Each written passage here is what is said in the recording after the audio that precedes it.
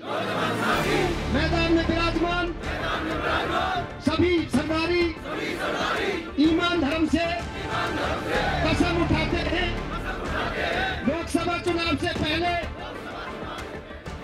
केंद्र में ओबीसी में आरक्षण की मांग को लेकर भरतपुर धौलपुर के जाट पिछले 36 दिनों से इस गांव जयचौली में महापड़ाव में बैठे हुए हैं।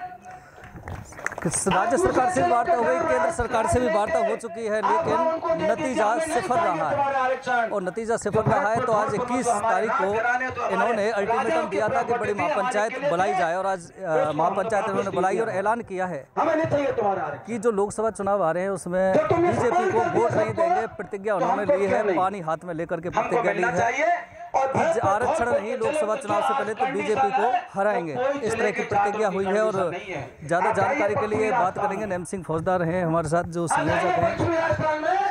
और बीजेपी के लिए काफ़ी मुश्किलों का सामना करना पड़ सकता है, ऐसा लगता है जिस तरह से प्रतिज्ञा इन्होंने उठाई है। नेम सिंह जी, क्या प्रतिज्ञा ली है? के साथ में मैं वहाँ गया था तो वहाँ जाटों के IPS लगाए थे हमारे। जाट समाज ने आज तो जाट नहीं आगे कर दे, सफाई कर दिए तो जाट समाज ने आज अपने हाथ में गंगा जल उठाकर पानी का गिलास हाथ में लेकर पानी का गिलास हाथ में लेकर कसम उठाई है, अगर लोकसभा चुनाव की आचार संहिता से पहले भरतपुर धौलपुर के जाटों को केंद्र में आरक्षण का नोटिफिकेशन नहीं किया तो जाट समाज घर घर जाकर इस तरह वोट की भीख मांगेगा जैसे वो खुद चुनाव लड़ रहे हों। बच्चा बच्चा इस तरह मेहनत करेगा जिस तरह वो खुद प्रत्याशी हों। इस तरह से जब तक हम बीजेपी को यहाँ से शिकस्त नहीं दे देंगे तब तक हम चैन की नींद नहीं सोएंगे। अगर नोटिफिकेशन हो जाता है तो अब जनता की मर्जी है, कोई किसी को वोट दे, हमारी कसम पूरी हो जाती है। हमने कसम आज इसलिए ली है कि 36 दिन हो गए गांधीवादी तरीके से भारतीय जनता पार्टी बड़े बड़े ठेकेदारों के माध्यम से ये समझ रही है कि जाट समाज बड़े नेताओं की जेब में बैठा है। जाट समाज की ताकत और जाट समाज की वेदना को सरकार ने नहीं समझा है, इसलिए आज समाज ने कसम ली है। कसम ले ली, प्रतिज्ञा ले ली, वोट नहीं देंगे बीजेपी को, आरक्षण नहीं। तो ये आज आपने यहाँ मंच पे लिया है, अब उसकी तैयारियाँ किस तरह से करेंगे, क्योंकि लोकसभा चुनाव का समय भी ज़्यादा नहीं रहा।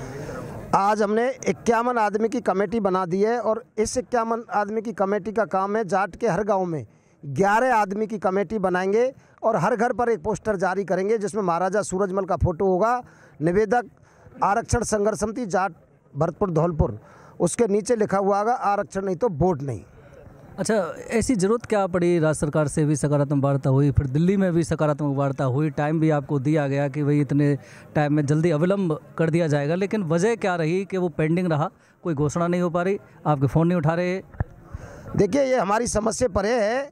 उस समय जब दिल्ली में वार्ता हुई थी तो संघर्ष समिति की संयुक्त जो कॉन्फ्रेंस हुई थी उसमें कन्हैया लाल जी जो समिति के अध्यक्ष हैं उन्होंने अपने वक्तव्य में ये कहा था कि मैक्सिमम 4-5 दिन में आयोग की रिपोर्ट पहुँचने के बाद में नोटिफिकेशन होगा।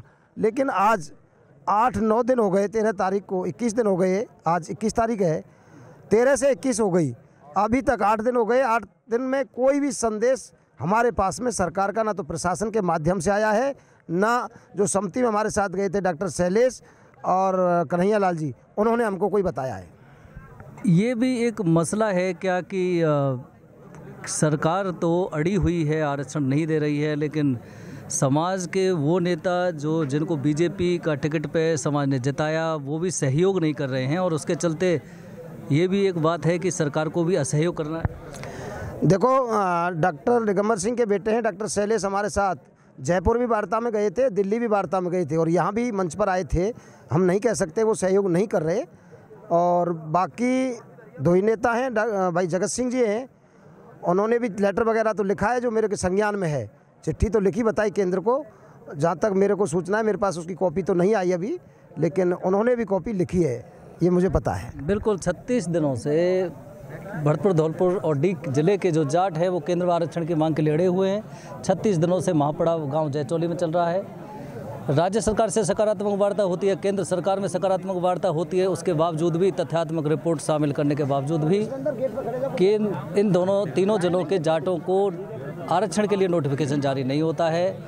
यही वजह है की नाराज़गी ज़्यादा है और आज जो प्रतिज्ञा ली गई है समाज में कि आरक्षण नहीं तो वोट नहीं, लोकसभा चुनाव से पहले यदि आरक्षण नहीं मिलता है तो बीजेपी के लिए काफ़ी मुसीबत का सामना करना पड़ सकता है, क्योंकि मुख्यमंत्री भजनलाल शर्मा का गृह जिला भरतपुर और यहाँ से बीजेपी को हराने के लिए टाल ठोक दी है जाट समाज ने।